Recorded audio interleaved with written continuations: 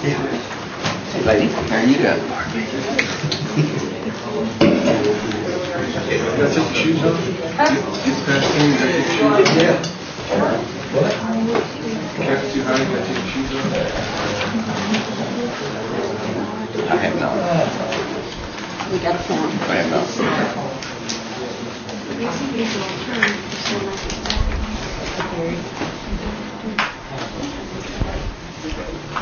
Ms. Fulbright.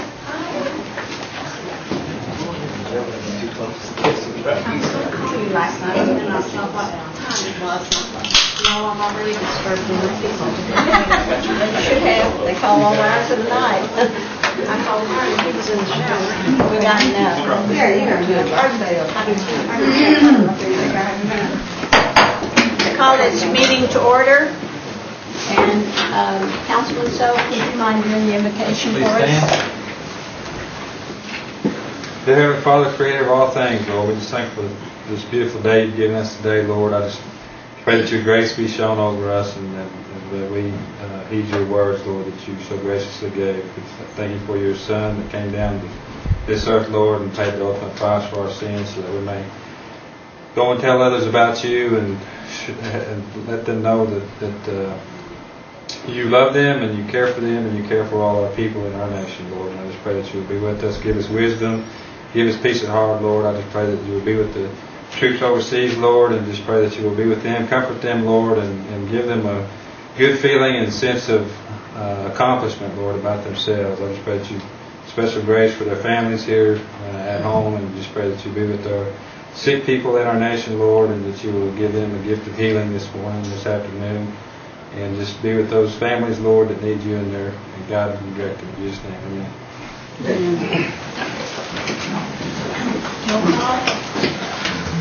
Meredith Fraley. Here. Bill Anglin. Here. Bill John Baker. Here. Jack Baker. Here. Harley Buzzard. Here. Julia Coates. Here. Brad Cobb. Joe Crittenden. Here. Jody Fishinghawk. Here. Janelle Fulbright. Here. Don Garvin. Chuck Hoskin Jr. Here. Tana Gloria Jordan. Present. Curtis Snell. Chris Cope. Honey? David Thornton. Carol Callan Watts. We have a quorum. Next item is approval of the September 27 regular session minutes. Move for approval. Second. Moved in second. Any discussion on the minutes? All in favor signify by saying aye. Aye. All opposed, same sign. Next order of business are the reports. Ms. Wright, Marshal Service. Could I ask that, could I make a motion that we move the new business up and move reports down because we appear to have a number of individuals, I think they're here on the business items. Second. Moved in second. Any discussion on amending the agenda? All in favor signify by saying aye. Aye. All opposed, same sign. Would the council object to just accepting the written reports rather than their having to sit here through all of this? Second. All in favor, aye? Aye. All opposed, same sign. The staff will just leave you. I think we have most of your written reports, so you're welcome to leave. I know you said that, Jane.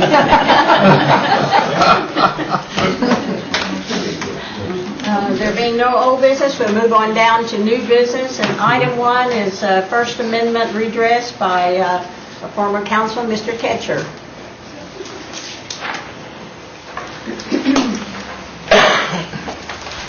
Good afternoon. Hello, Madam Chair, councilors. Didn't every day I meet with such important people. But I'm glad to be here today for all the old heads that have been here for a while and for the new heads that is coming in. I think we have a very talented group of people and looking for the betterment of our Cherokee Nation and all our people. And I'm still hanging around. As I left the official family a few years ago, I said I'm leaving the official family, but would never leave the thoughts of our Cherokees in mind and their welfare. So I'm still trying to do that. I had a different kind of message for you today, but I have talked to more people and decided that this probably is not the right time to do it, in that we have the problem of the Friedman issue before us, and that that will have to probably come to a head before we continue on. But I did want to read you something. Those of you who get the Muskogee paper, right in the back page of it, they always run this piece about the First Amendment. Most of you people who studied government and all that good stuff while you're in school, it's the First Amendment. Congress shall make no law respecting or establishment of religion or prohibiting the free exercise thereof, or abridging the freedom of speech or of the press, or the right of the people to peacefully to assemble and to petition the government for a redress of grievance. I've been doing a lot of reading, and I hope that you will after my little report. I've discovered many things that happened to us in our history, and I find some of them very questionable as to how it was conducted and how it affected our Cherokee Nation and how we ended up where we are now. And I would like to call upon you to maybe get books of our history, of Cherokee history, and read everything you can on it about what happened to us, especially after the Civil War. We know what happened to us before then. And we have a long history with the federal government and a close relation with the federal government. And it's that part that I am questioning the conduct of the treaties that were signed after the Civil War. So if you will do that, do your homework, because you're going to have some things that will going to come up. And I want you to be aware of everything and to have as much knowledge as you can. And if you will read some of the books that you find concerning the history of the Cherokees. And the most recent one that I bought during the symposium was the history of the Cherokee Nation in the Civil War. What I hadn't read before, I found out in this book by Melissa Confer, and it was very enlightening to me as to what happened after the Civil War during these treaties. I'll not go further into that, because when the time comes, I hope that you will have read some books and will contribute to it, because there's a lot there. But it's very interesting in how we arrived at where we are and what happened to us between the time of the removal and the time that we moved to the wilderness to hack out a new civilization in this area. So that's what I wanted to alert you about. I was going to go more into detail about what I had in mind, what I would like for the council to help do. Indeed, our whole government be involved, because it affects all of us. It has affected all of us. So with that, I will just want to congratulate all those who joined us lately in this group. And you have a really tough job ahead of you, as you know. There are many things that the Cherokee Nation is confronted with, and I hope that you will all work hard together in that, finding the best solution to what our problems are, and go forward with it. Work together. I think that should be one of the main things, because the reason the federal government had their way with us so easily was that we were a divided nation. And I think to continue in that vein, we will be divided again, and we will be pit one group against another, and I think this is very dangerous to our nation for it to survive, because there are people out there that are intent to do us in. And not only that, they're doing people in all over our nation now. They're getting people that had jobs for years lose jobs because of certain things that happened most recently. And I think that is wrong. That is wrong to use our federal government against our own people. It shouldn't be happening. And so when I come to propose this grievance with you, I will be discussing something, and I want no holds barred. Everybody say what they think, and I'm going to say what I think. That's this piece of paper says I can do that, and you can do that. So we'll have a real thorough and hot discussion on some of these things, I know. But I just want to congratulate all of you and that joined the council, and will continue to give it your best, because the people are looking forward for you to do that. Mr. Ketcher, did you want to withdraw this at this point? Yes. No action to be taken. I am not asking at this time to do that. And as we get farther down and the signs are right, then we will bring it back, because I would like to do this before I pass from this earth. I don't want our Cherokee people to continually be under what we have been under and gone, and what is happening now has a lot to do with where we are today. Thank you very much. Thank you so much for coming. Well, item 1 is withdrawn at this time. Item 2 is an act relating to community assistance and individual and community assistance. Who's presenting that? Ms. Watts? I'd like to withdraw it at this time. I need some further work done on the act, and I'll bring it back in the next couple of months. Withdraw number 2. Thank you. Okay. Item 3 is an act, an amendment dealing with the compensation of elected officials. And Mr. Henry. Thank you, Madam Chairman. I authored this act at the request of the sponsor, Don Garvin, who is not here today, but asked me to carry the torch on this act. This is amendments to the Compensation Act that is currently on the books.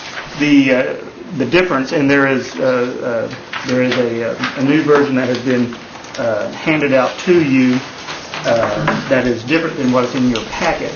I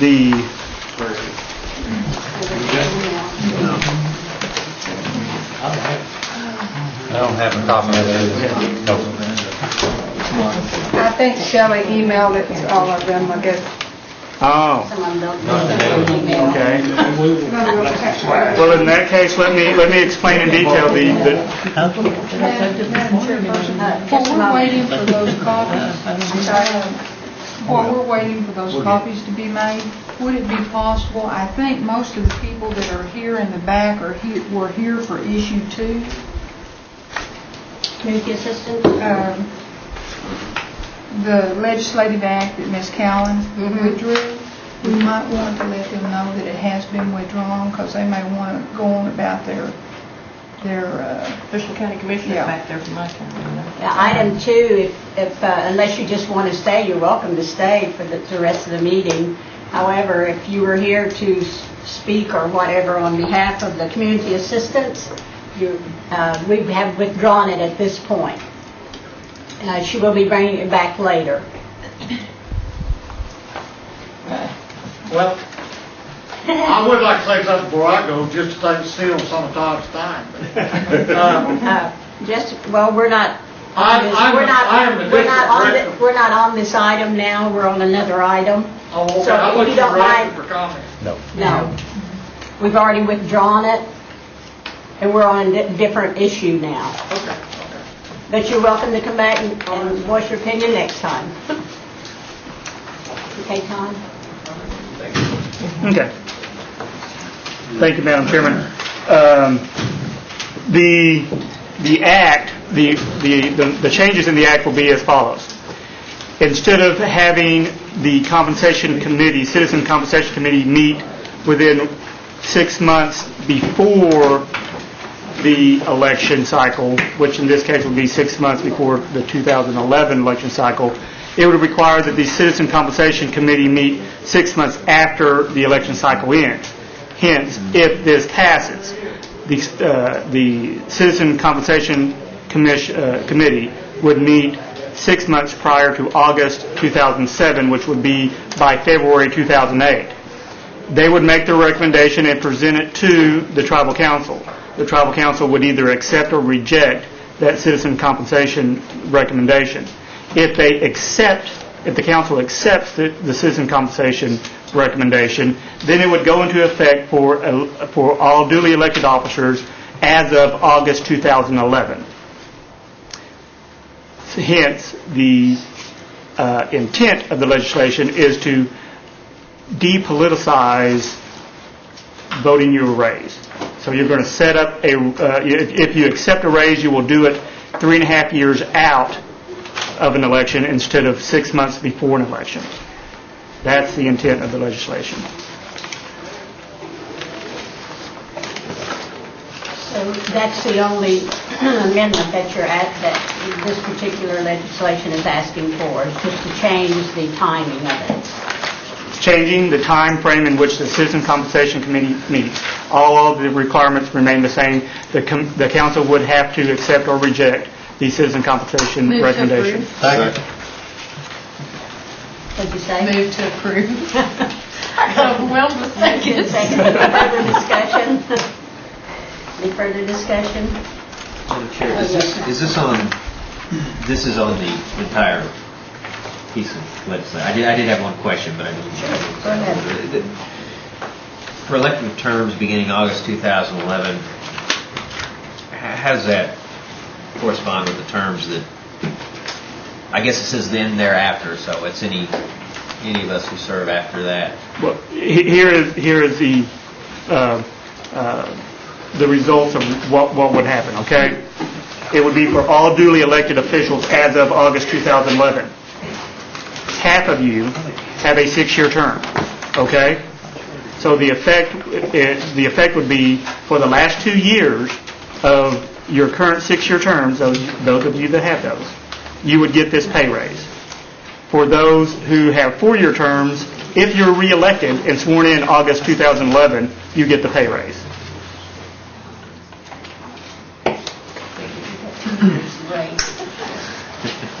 Any other question? Oh, sorry. You're assuming that the compensation committee might not come back and say we need less. Yeah. And that is true. That is an assumption that I should not make.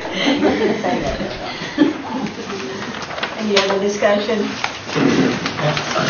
All in favor signify by saying, well, it is an act.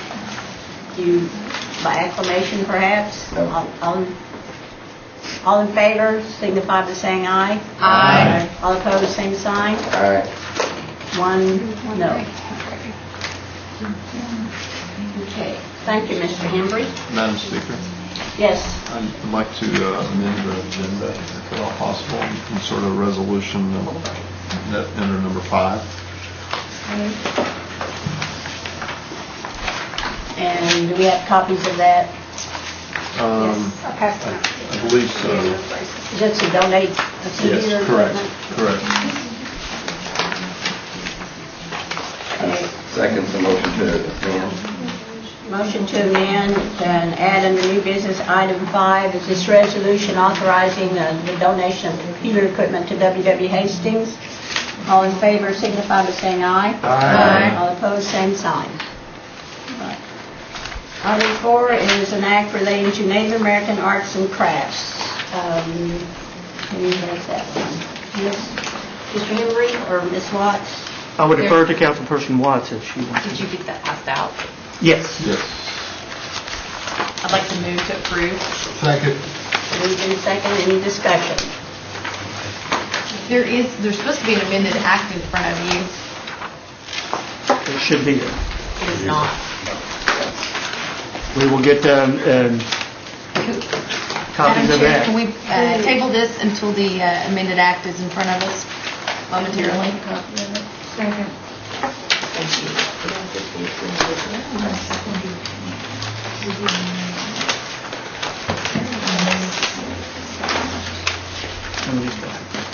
That's not the one that's in the packet. That's the one that's in the packet. I have one in the packet. There's one in the packet that went That out. one that's in the packet, is that the one that's in No, the... because it was still being considered as of this morning. So you don't have copies? No, the Is this, I have a number. strike-through version. Do you have a strike-through version in front of you? Is it number 6?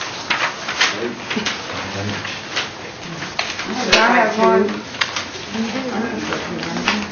No, that's not it. Again, there's a motion on the table to table this until there's the appropriate copies in front of us. I will tell, if you want to go ahead and discuss what the act will pertain She has to. a motion to table. I'd like to table it because it should have Do been you in have a front of you, second? and I apologize. I thought I'd handle these logistics. I still want to do that. Yeah, because there's several little amendments. She has the floor. Well, I'm just a second, and I'm in agreement, let's look at it in total. Yeah. In front of us. If there's some changes, we certainly want to be aware of those. All in favor, aye? Aye. All opposed, same sign. Okay, we'll table that and go on to item 5. Mr. Garvin is not here, so This is what he made. Mr. Cobb, Dr. Cobb. This is a resolution authorizing the Cherokee to donate computer equipment to Hastings. Includes servers, network equipment, and software to support database consolidation. I would move for approval on this. Moved in second. Any discussion? Mr. Soap? Do you have a price tag on the donation? I would like to defer that question to Melissa if I could. Howard? About $500,000. Any other questions? Yes, ma'am. Is it existing equipment, Melissa? Well, most of it is existing. There's a few more pieces that we need to put up there, but the majority of it is already existing. And this is in keeping with one of the initiatives that we passed in the budget It is. before. Right. Actually, in this year's budget, it was carryover, and we put in to carry it forward, the database consolidation. Just real briefly, we're in the process of trying to merge our databases with Hastings because we all serve the same patients. And this has been we've been on this project for about 1.5 years, and we found out about 2 weeks ago that one of the last things we needed to do was Indian Health Service came up with a determination that they can't store their data on a server that they don't have title to. And so to solve that problem and to complete the project, we decided to donate the equipment with their title so that we can complete our database consolidation.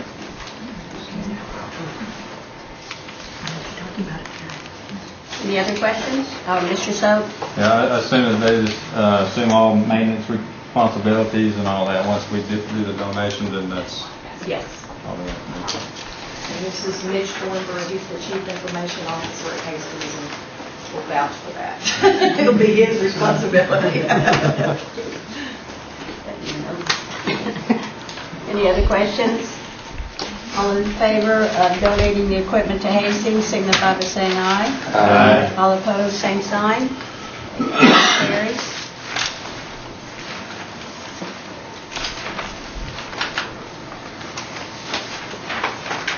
What she's passing around now is the revised act, Arts and Crafts Act. Back to you. Madam Speaker, do I need to make a motion to bring it off the table? Yes. I'd like to move to bring this back on the table. Second. Moved in second. Any discussion? All in favor, aye. Aye. All opposed, same sign. Okay, Mr. Henry, do you? I would defer to okay. Councilperson Watson unless you want me to go. No, I'd just like to answer any questions or concerns at this time, because I think I made the motion and Buell seconded it. So the motion's on the table to approve with these amendments.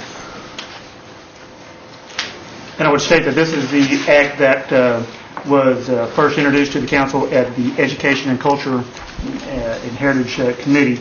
So it has been before the council for a while. The amendments have that have been just made, I want to make clear so that there's no confusion. It changes the word handicrafts to handmade crafts.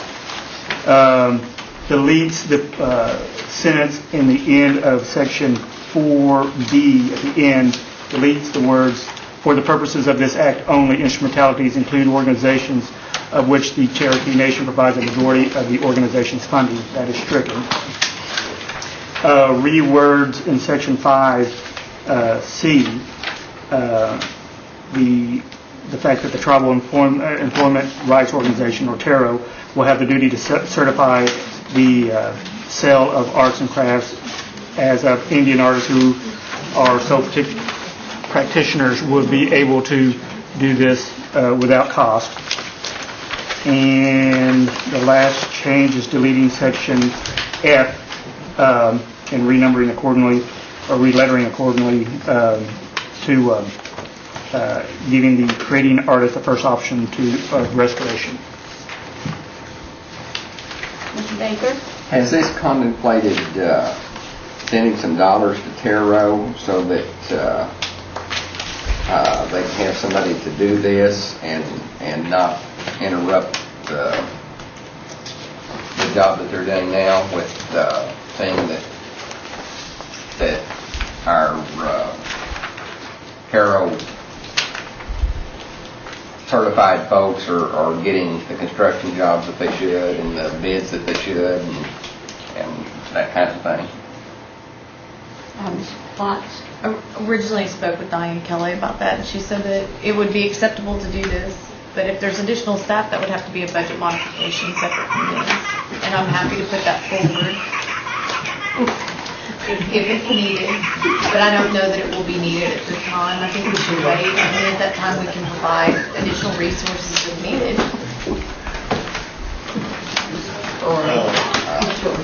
Does that answer your concern? It answers. I just wonder if we need to put something in here that would. I think it would be more appropriate as a budget line. Yeah. Well, the problem is our staffers are not supposed to come to us and ask us for money, but if it's an offer that in order to implement this, that we are prepared to add the staff person or whatever to do this, then it might be. Secretary of State, what do you think? Madam Chair? Yes. I was just going to offer that it seems that from my reading of it that all the role of Tara would be to certify that someone was Indian, and if that's the case, it's the registration office could probably fulfill that role in terms of confirming that someone's a citizen of the nation or not, if that's the only duty being performed here. Now they can be other tribes. There could be other tribes, and so all you need is proof of citizenship from that tribe. So I don't know that a certification process is necessarily needed, but I could be off base. Henry, did you have something to add? Well, I would think that a certification process is needed, and it would be a minimal process. I come in, I'm a Cherokee, or I'm an Indian artist. Let's say I'm a Navajo tribe. Registration may not be able to help me on that, to certify that I'm Navajo. But I could go in and say I'm a Navajo artist, and I want to sell art within the Cherokee Nation and list it as Indian art. I go to the Taro organization.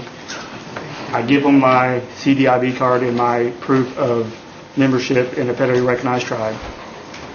A simple one-page form certifies that, and they give it to me. and therefore I can then legally list my sales of my art as Indian art within the Cherokee Nation, and that's the intent. Is that correct? Madam Chair? Just to offer as an alternative, I'm just thinking in interests of the least bureaucracy we can put on this, is what if the entity maintains a copy of their citizenship card on file, and then if there's ever a claim that that person were not a citizen of the tribe, they'd have it to produce, and then it could be determined whether that was valid or not if a fine were imposed by the curator. Because it's the curator that imposes the fine, right? Mr. Baker, you still have the floor. Go ahead, Karen. I think that we need to utilize the tarot process. The Eastern Band does this actually for their artists through tarot certification. Now they charge $20 for a new application and $15 for a renewal. And the artist feedback from there has been that it's highly effective. So it does a couple of things, and I think it's important why it's a public list like tarot already provides on an Excel spreadsheet. For one, I have JOM folks that always come to me and they want to know who to hire, but they don't know where to go to. Education's supposed to have provided that. It hasn't been provided. So this naturally provides a list for them to spend Cherokee money on appropriate people instead of folks that may not be citizens. And in some of the areas we have that problem. So it provides a known list where people can go, and it's since a value of marketing to the artists then.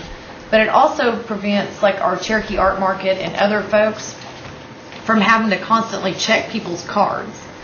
So there's one time that somebody's checked and then they're verified, and it's not embarrassing then to everybody that we're constantly checking cards.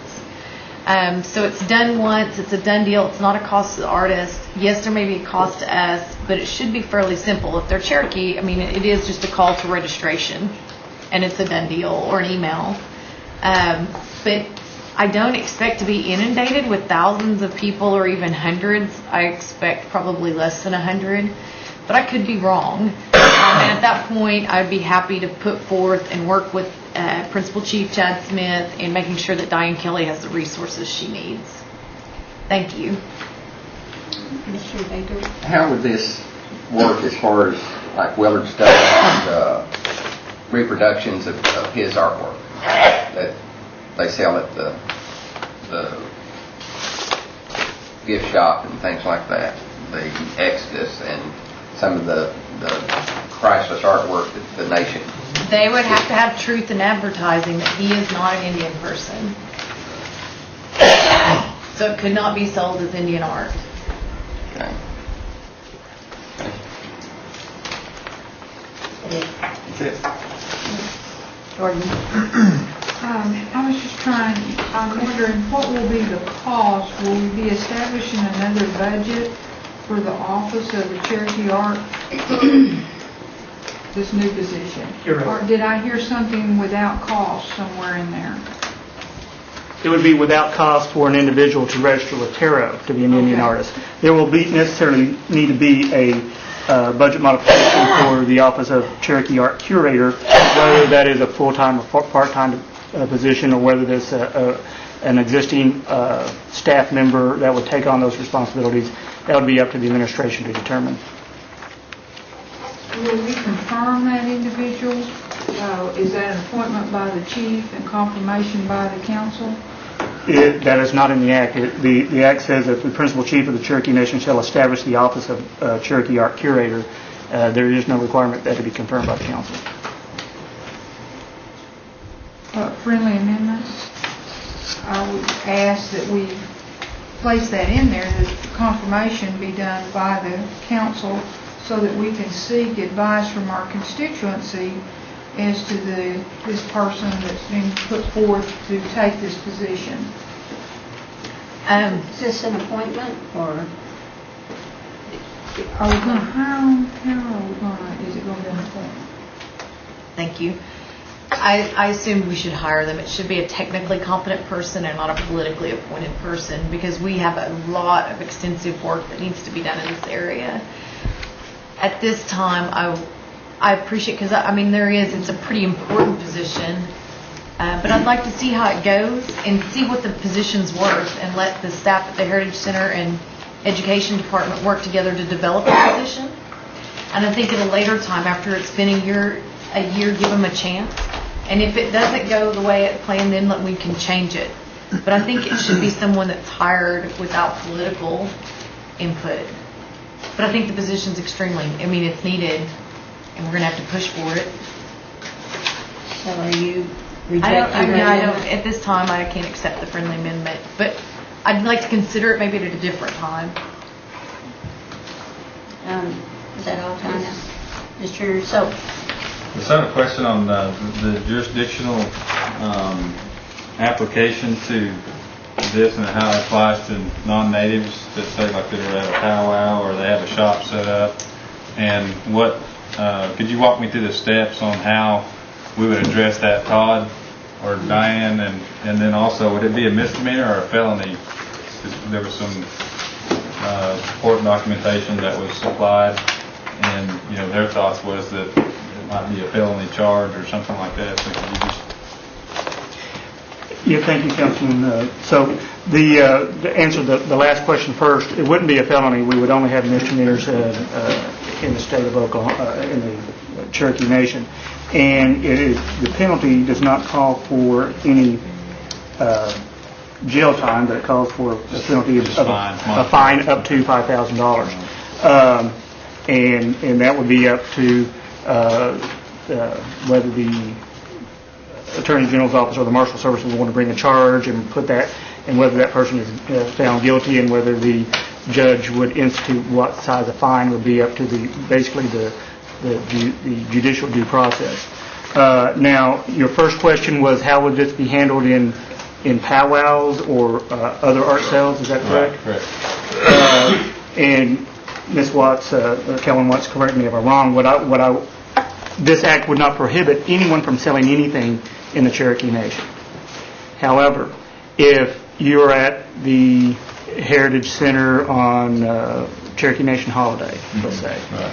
and you put out a booth that you advertise as authentic Indian art, you would have to in order to actually do that, you would need the Tarot certification that you are a member of a federally recognized Indian tribe. And into the administration, we could go all the way from all I have to do is have that document on my person, or it could go as far as if they wanted to establish an authentic seal to put on those products. That would be really up to the administration of the act. But I think the important thing about this act is that it doesn't prohibit anyone from doing anything, but if you're going to call it Indian art, you need to have a certification from the Cherokee Nation. I have a question back along with what Chris said on jurisdiction.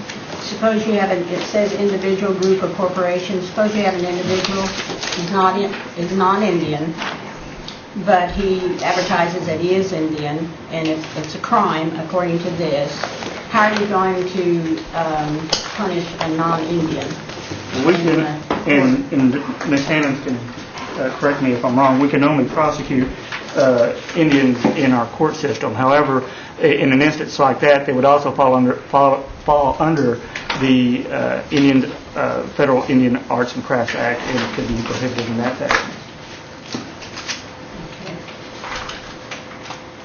No, I'm sorry. Mr. Hoskins is next, and then Ms. Jordan.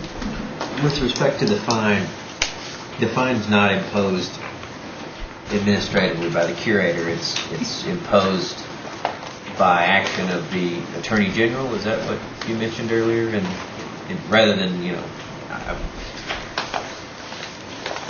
Yes.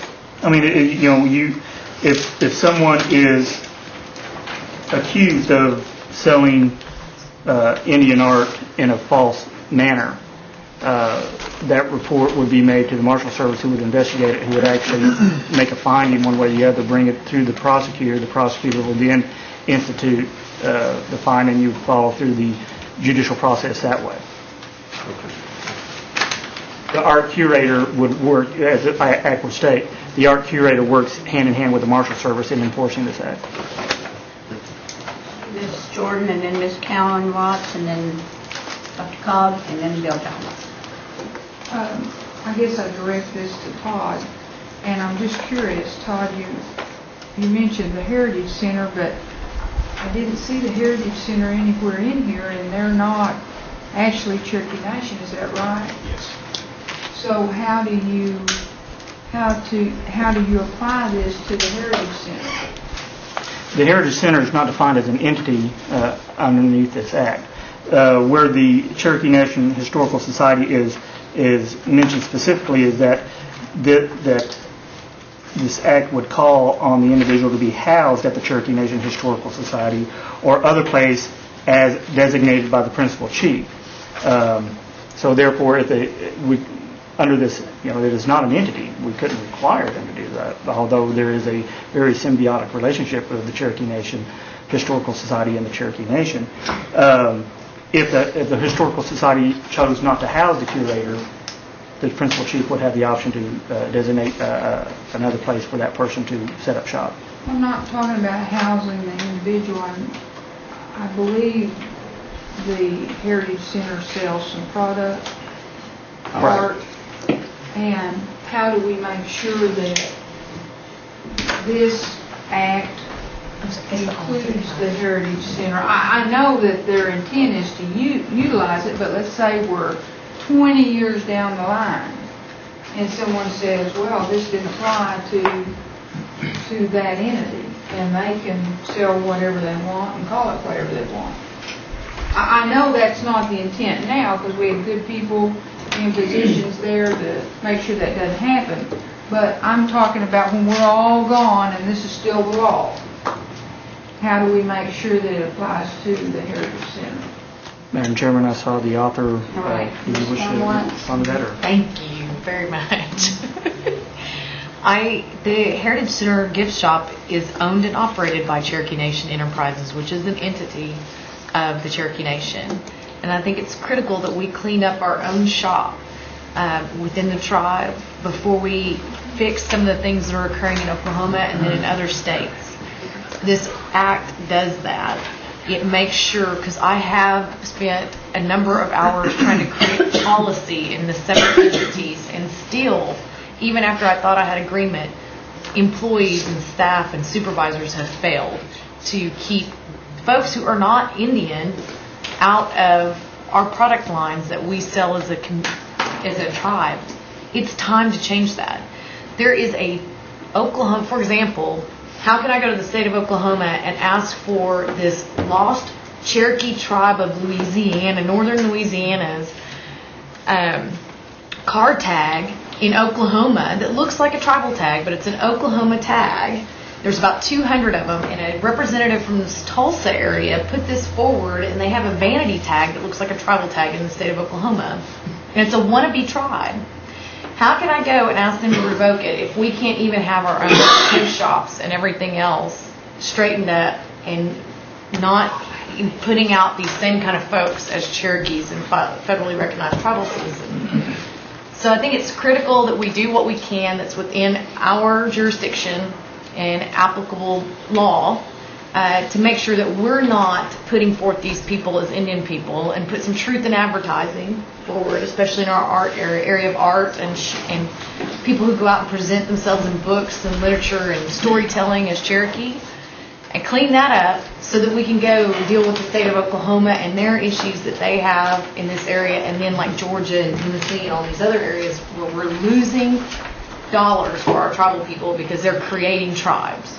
And they're doing that because they get validity through the art community sometimes in some other areas. Okay, I've said enough. Thank you, Madam.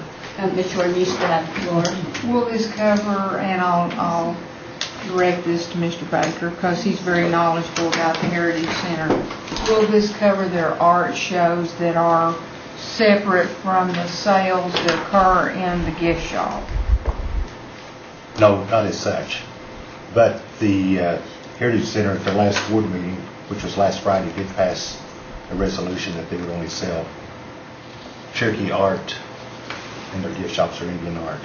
And they're, as an entity, they would only handle those. But that still would not apply to vendors, the Cherokee National Holiday, unless we...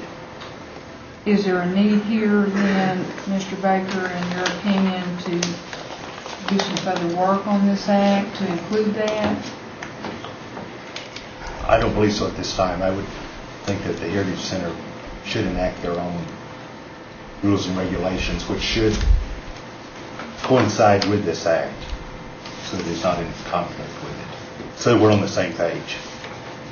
Because I've had a number of artists come to me, and they want something done about the very things that this act appears to cover. Right. And I haven't had an opportunity to visit with those individuals because this was kind of sprung upon us, and even today it's still changing.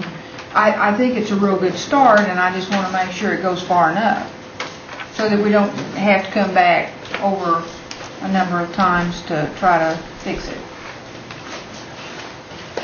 And I value Mr. Baker's opinion, so... So if you say it's... I value both of them, but right now I'm talking about Jack. Dr. Cobb? I didn't hear. Did you say me?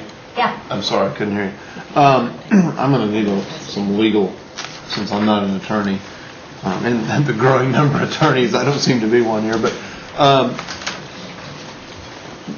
Madam Speaker Fraley had asked about prosecution, and I think your answer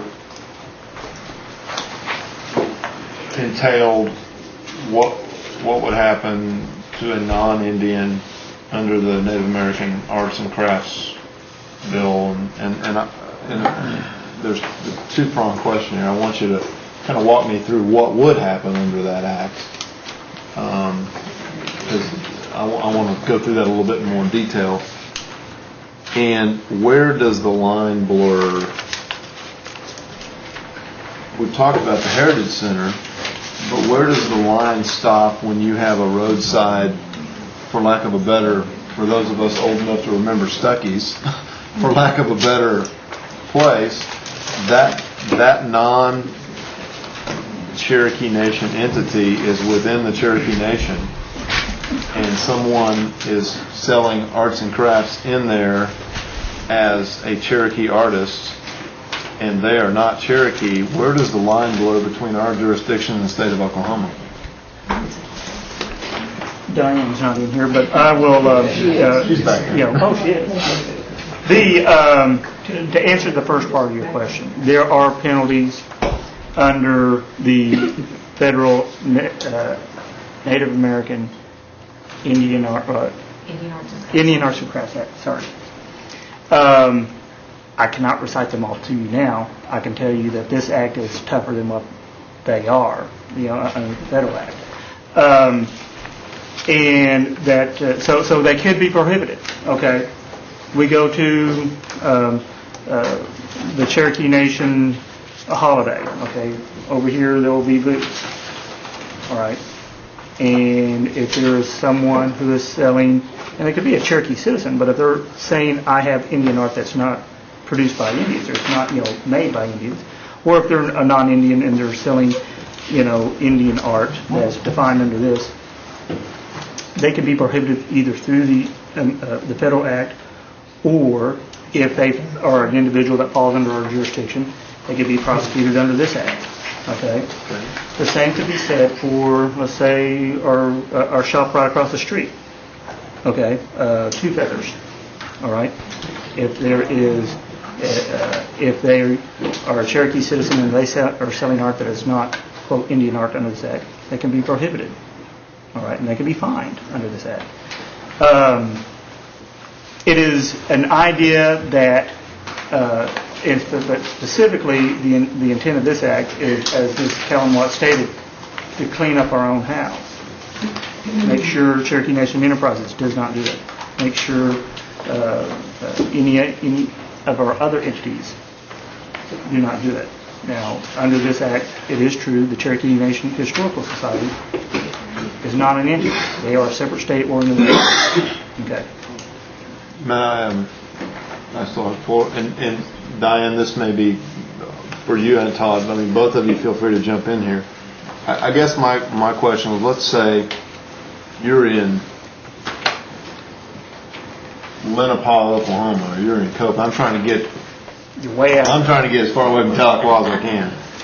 And you have a non-Indian that lives in Osage County, but they're selling arts and crafts in Copan, Oklahoma, within the jurisdiction of the Cherokee Nation. Walk me through, in your opinion, we prosecute may be too strong, but we prosecute that individual because they're selling non-Indian items, claiming to be Cherokee within the jurisdiction of the Cherokee Nation. They live in Osage County. They don't live in our jurisdiction. Tell me how this works with the state of Oklahoma. That's really what I want to know. I mean, and let me put forth that I think we're all in agreement. You know, something needs to be done here, and I applaud Councilor Watts for bringing this forth. I mean, I get calls from artists a lot, and I hope that we can kind of work through this. And this needs to be done. But that's one of the questions that I have. I want to know what's going to happen when this citizen of the state of Oklahoma lives in the state of Oklahoma that's selling stuff in our jurisdiction. How's this going to play out? He's trying to draft a bar exam article. Colleagues, we recognize that sort of question. Whether or not it's a crime that the nation can prosecute depends not upon where he resides, but where the act occurs, where the act that's a crime occurs. So if it's in Copan on fee land, there's nothing the nation can do about it. Okay. Absent some sort of civil action, you know, and we might have to make some civil remedy. If it's on Indian country, restricted land, trust land, then the nation could in fact well, I don't remember that part of your bar exam question. The individual's not an Indian, right? Correct. They're claiming to be Cherokee, but they're not. We can't criminally prosecute them at all because Congress won't let us. Okay. If it happens on Indian country, the United States of America could, I believe. Don't know if they would. Okay. That answers my question. Dr. Cobb? Yes, ma'am. Mr. Baker? I too appreciate, trying to take care of the Cherokee Nation entities and that. I've got a question, and it's been alluded to, but we sponsor the Cherokee holiday, and we have vendors that come up. Does this control each and every one of those vendors and what they sell within their booth? You want to answer that, Kara? Okay. Right now, as it's written, and this has been going on, I think I've had this on the table for about a year and a half now. Because of the jurisdictional issues and where the act occurs, and all the lawyers at the table, I'm sure, are much better at this than I am. But we do not explicitly, first of all, you can't control what anybody does, right? So can we do something about it? Yes. It's our entities, those staff people involved with putting those different little events on, whether it's the powwow, the booths on the grounds of the courthouse, the Heritage Center. Those staff members are now under obligation by law that there's truth in advertising at those booths. And that's the way I view it. So we have more input now. We will have more control over what goes on. If it is a Cherokee Nation event, now I guess you could have a non-Indian employee. That would be a question, but it still puts more onus on them that we mean what we're talking about this time. We're cleaning up our backyard, and we expect truth in advertising. Thank you. Chairman, do you want And to add to that answer, Councilman Baker, under that scenario, this act would cover it, and I would direct the attention to Section 5B. The Cherokee Nation shall not host, sponsor, fund, or otherwise devote or contribute any resource to art exhibits allowing the exhibition of works by artists who falsely claim or imply or suggest that they are Indian. Okay? So therefore, it would be the onus of the Cherokee Nation when they are sponsoring any kind of event to make sure that all the exhibitors or vendors are going to sell Indian art, if they're going to so advertise it as such.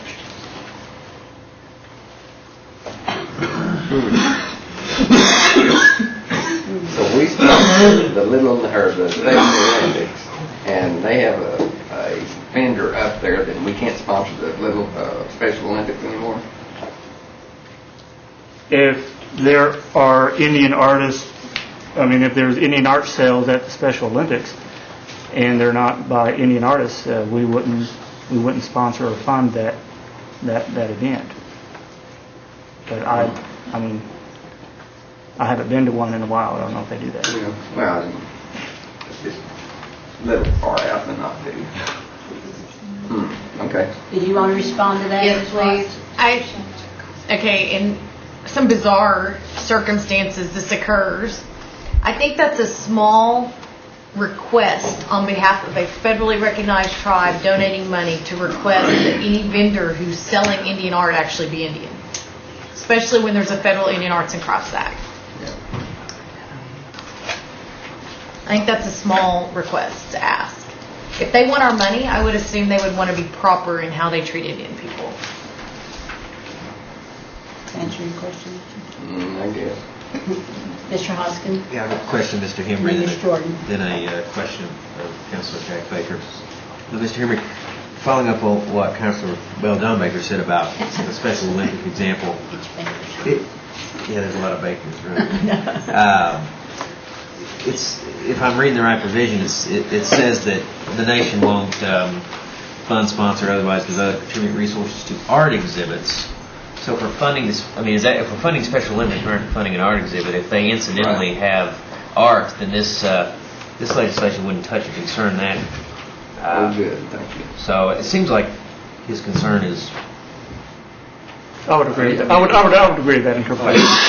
So, okay. Did I understand? To direct a question to Councilor Jack Baker. Did I understand you to say that the certain display of art in connection with the Heritage Center would not fall under this? Is that correct? Technically, it would not. Because it's not a Cherokee Nation community, although their policy is to only recognize Indian artists at this time. Okay. As a practical matter, there's not a concern that they're going to let anything slip by because they're pretty mindful of. Yes, sir. But we had one problem recently, and there was a person that was actually recommended from the Museum of American Indian in Washington, D.C., and we withdrew her sponsorship once we found out she was not a registered tribal member. And I understand allowing them to develop their own policies, and that their policies would presumably be consistent with that. But is there a particular problem with what Councilor Jordan said about working on this more to apply that? It seems like we would be acting in concert. It doesn't seem like we would be frustrating their purposes to extend that to them. No, not. Apart from needing to get this on the books, apart from that, is there a reason not to expand? And I do want to applaud Councilor Watts on this work. It sounds like she's put a lot of hard work into it. I just want to make sure that if we could do a little additional work, we might expand it to the Heritage Center if that's worth doing. My concern with expanding it to the Heritage Center is that the Heritage Center is a non-profit organization. It's not an entity of the Cherokee Nation. And we need to preserve that non-profit status as separate from the Cherokee Nation. And that would threaten that non-profit status? I don't know that it would threaten it, but it would certainly intermingle in people's minds that it's the same as the Cherokee Nation. Okay. Thank you. Ms. Jordan?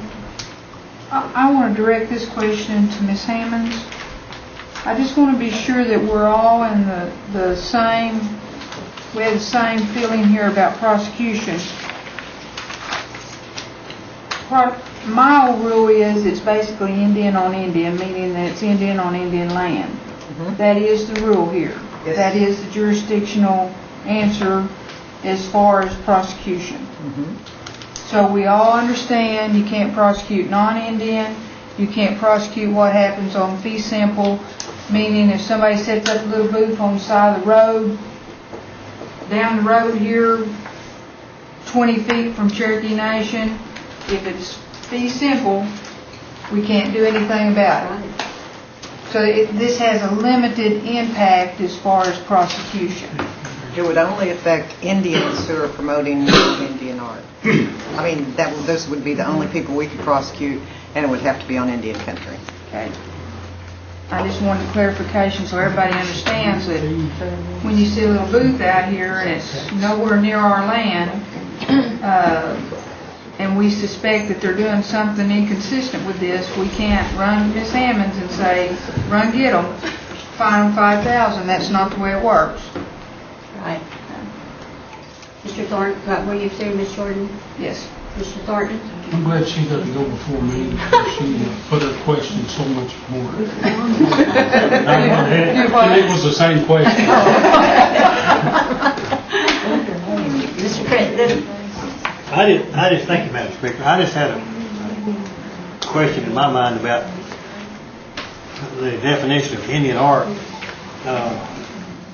And I guess I'm looking at it as, I know we need a definition of what Indian art is, but I see, in my mind at least, my mind's eye, I see that Indian art more as a grouping of items, the type of stuff that we produce, whether it be jewelry or things that you see at these arts and crafts, little exhibit booths type of things. It kind of says this is Indian artist, okay, or whatever. Not necessarily that this is something produced by someone with a certain degree of Native American blood or whatever. I mean, I have a little trouble with the definition. It means art produced by an Indian. I see it more as an array of items that's produced by, for instance, say Egyptian art or something like that. I mean, it's, and I know we need a definition, but that's where I'm having a little trouble with that, is in the definition itself. That's all I have. So John, you had a follow-up? Oh, I think exactly. That's okay. I got questions. I'm a little confused. Todd, this act can prosecute an Indian that sells Indian art on Indian land? Correct. No. Indian that sells Indian art on Indian land. No, if they're selling Indian art. I thought she said, is she saying and or? Please. Okay, ask it this way. Okay. Will this prosecute a white person selling art on Indian land? No. But would it prosecute an Indian selling Indian art on Indian land? But they can't sell it if it's not white. I mean, it wouldn't be. That's kind of what I'm wondering. Okay. The people that could be prosecuted by the nation would be Indians that promote or display or whatever something as Indian art that's not actually made by Indian artists. So if I go up and set out a booth out here on an allotment and I sell somebody's art that's not Indian, but I say it's Cherokee art, then I could be prosecuted. I stand corrected. I was confused with the question. That's not only individuals, that's groups or corporations or any legal entity. Well, they're kind of silly saying you could prosecute an Indian selling Indian art on Indian land. Thank you, Madam Speaker. I think the intent is to make sure that Cherokee Nation Enterprises and some of our other entities understand the importance of being accurate as we develop cultural tourism and as we go forward. It's also to clean up existing problems where our art our own gift shops are selling non-Indian art as Indian art. And I have a problem with that. And I've had a number of meetings, and it's supposed to be cleaned up, and it doesn't get cleaned up, or there's one or two staff members that continue to circumvent the system, and that has to stop. And the other thing is that would also give supervisors of non-Indian staff the ability to say that they have breached the law. Even if we cannot prosecute them, then that would be on their personnel record and give us more of the ability to clean up our own backyard, which needs to be done. It's important.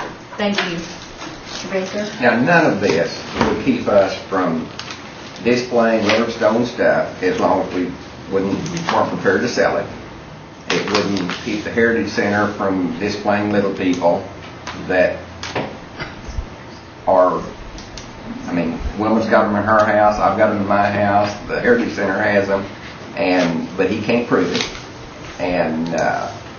But it doesn't keep from displaying renderings of Cherokee, even though it wasn't done by Cherokee. Truth in advertising. Is it Indian art or not? If they're not a federally recognized tribal citizen, they cannot claim they're selling Indian art. Todd or Kara or whomever, is there a problem with a labeling provision included in this? Or would that enhance it any, or? They balked at it when we, CNE. Do what? Cherokee Nation Enterprises sat here at the last meeting that a similar act was presented, and they balked. They have committed policy-wise in the Cultural Tourism Department they're going to develop a special tag with even maybe a hologram kind of image that makes it difficult to replicate and such. I mean, they're looking at those kind of options, but when we asked to legislate it, they did not want to do that. That makes sense. I agree. Oh, I'm sorry. Well, the comment I've got, and I think Councilor Watts is exactly right, because I've been in some of these gift shops, and they're actually owned by the nation, and it's ridiculous for those people to have those type of artists in there.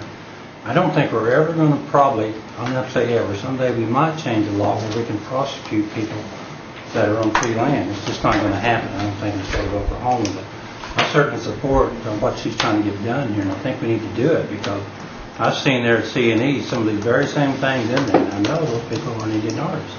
It's ridiculous for those people to be displaying those things that are not made by Indians there. Even our gift shops over here, I feel the same way about it. But I don't think we're ever going to make a perfect law or legislation to prosecute people for selling the wrong things. But those are my comments, and I'd like to see this thing passed. We may need to do more work on it, but I appreciate the work that the Council Watts has done at this time. Ms. Jordan? Let me see if I can just maybe summarize this, and Counselor, the sponsor, I'd like, just bear with me here. We can prosecute an Indian on Indian land within Cherokee Nation boundaries if their booth has a sign up that says all Indian made, and we find something that was made in China. And you can also prosecute under the Indian Arts and Crafts Act anyway on that. So it's a limited, really what we're doing is somewhat limited. Anything we do in this council is limited. Mr. Hembry? As to the prosecution, you're right. But I think the intent or the real value of this act, as proposed by Ms. Callan Watts, is that it prohibits our own entities from doing these things. And it prohibits the Cherokee Nation from funding or sponsoring events that do these things. And that's where the intent is. Mr. Hoskin? I just had a question for Ms. Canawasa. The only objection to the labeling was from CNE. That's the entity that objects to the labeling. Thank you. Kara, what was the reasoning for objecting to that? Do you recall? They did not want to be mandated and told exactly how to do it because they wanted to market it a certain way. They wanted the opportunity. I mean, I'm okay if it's a friendly amendment. They don't have to like what we do, but they do have to do what we ask.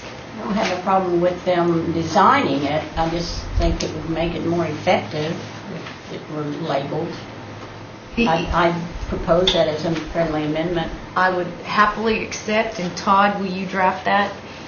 Now, to clarify that, there should be minimal information included, the name, the legal name of the artist, the community where they're from, their tribal number, if applicable, and their What if tribe. they move around, though? It doesn't, it just, where they're from at the time the art's made, that's always valuable when you purchase. I mean, they could move, I mean. Mr. Hodgson may have clarification. Would it be more appropriate to be more generic about the statutory labeling requirement and empower the administration to Develop that. get rules that would be appropriate? Because I somewhat see a problem with the address, but I think there's got to be some relevant information. What I would recommend is this, is that if the council so sees fit to pass this legislation, that you pass it as is, and that I will work with the administration or with Diane or the CNE or whoever to work up an amendment to place on the floor of the full council, a labeling amendment. It's all right, maybe if it's all right, who was the second? I just accepted it, so it's Buell. and he- Yes, I'll accept that. Any further discussion, questions? Okay, all in favor of this act, let's do a roll call.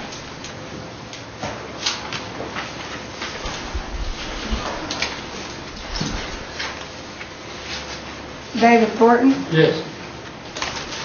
Chris Stokes, Yes. Curtis Snell, Yes. Hannah Glory Jordan, Yes. Chuck Hoskin Jr., Yes. Don Garvin, Janelle Fulbright, Yes. Meredith Fraley, Yes. Jody Fishing Hawk, Yes. Joe Crittenden, Yes. Brad Cobb, Yes. Julia Coates, Yes. Harley Buzzard, Yes. Jack Baker, Yes. Bill John Baker, Yes. Bill Anglin, Yes. Carol Cowan Watts. Yes. The act passed, and Kara, thank you for all the work you've done on it, and whoever else we need to thank. Todd, too, I guess. Knowledge is my reward. Okay, that concludes new business. Are there any announcements? Any announcements?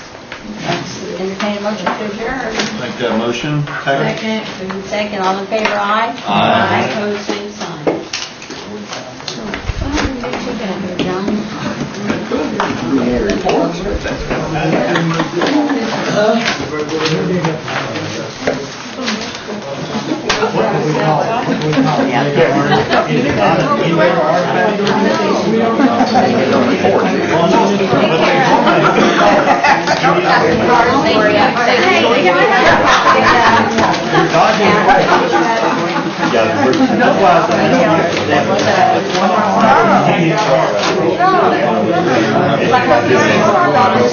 Yeah.